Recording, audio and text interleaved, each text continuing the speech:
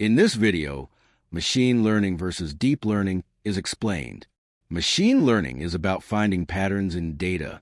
Step 1 data shows email spam examples.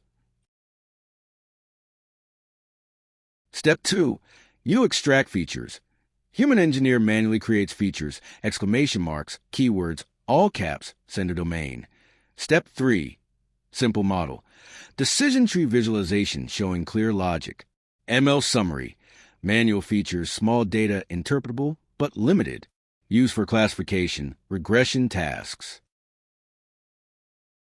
Deep learning takes a different approach. Instead of handcrafted features, it uses layers of artificial neurons.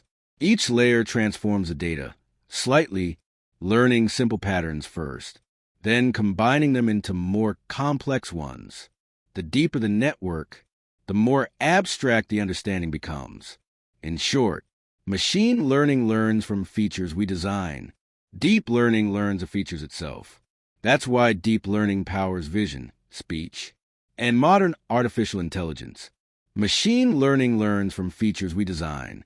Deep learning learns of features itself. That single difference changed artificial intelligence.